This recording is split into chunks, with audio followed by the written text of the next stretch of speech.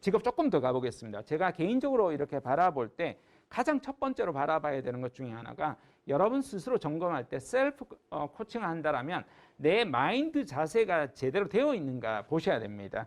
이 학생을 상담을 하면서요. 나이가 이제 28살인데요.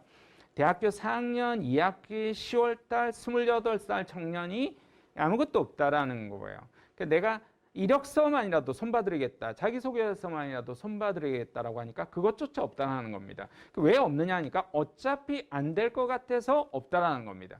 그러니까 그 다음에 내년에 토익이라도 받아가지고 졸업하고 3월 달부터 취업 지원하겠다는 겁니다. 29이 되는데 그때부터는 상당히 불리한 조건이죠. 네, 그런 상담을 했던 기억이 있는데요. 이 친구에게 첫 번째로 필요한 게 냉혹한 현실에 대한 직시입니다. 그리고 용기를 당연히 우리는 불어넣어줘야 되는 사람이죠. 그리고 부닥쳐 나가도록 해줘야 됩니다.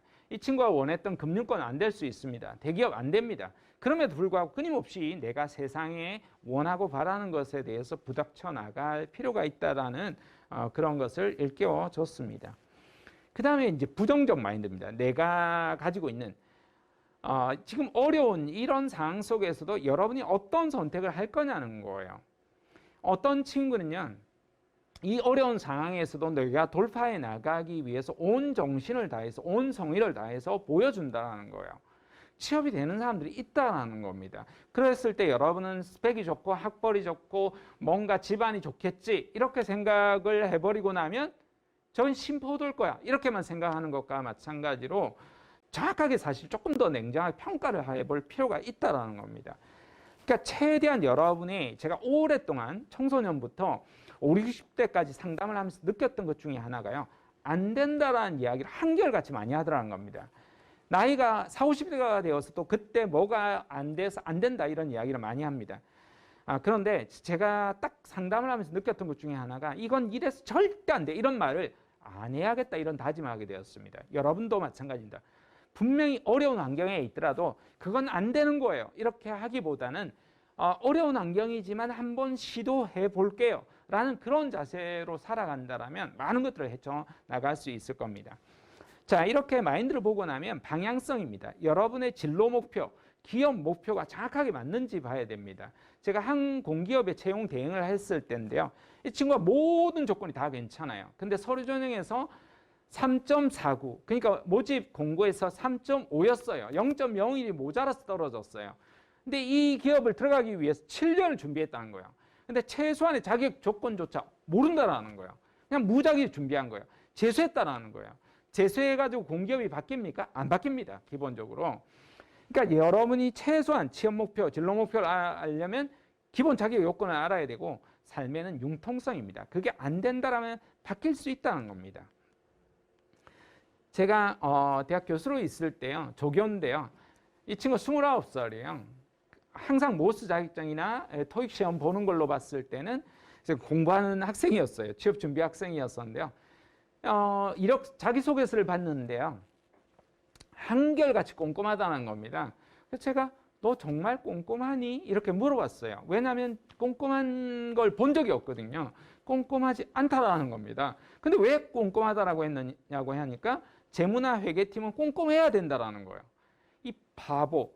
꼼꼼한지 아닌지 그 인사 담당 그걸 모르겠냐 이렇게 이야기를 했죠. 그리고 나서 이 친구는 이제 영업직으로 전환을 하게 되었고 실제로 이제 영업직에 이제 대기업 영업직에 취업이 됩니다.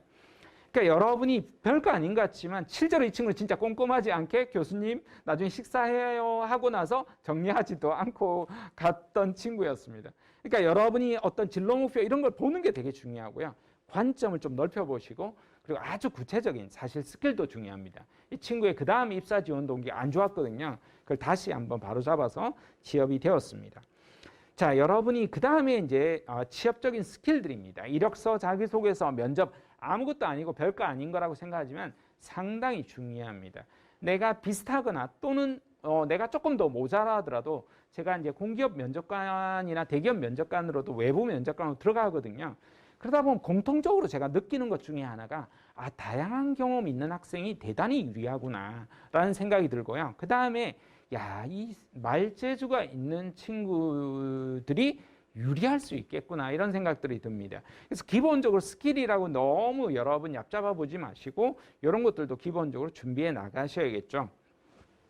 그래서 혼자가 부족하다라면 스터디 같은 경우를 하는 것도 아주 좋습니다. 그리고 포트폴리오를 저는 꼭 작성하라고 하는데요. 여러분이 포트폴리오도 작성해 봅니다.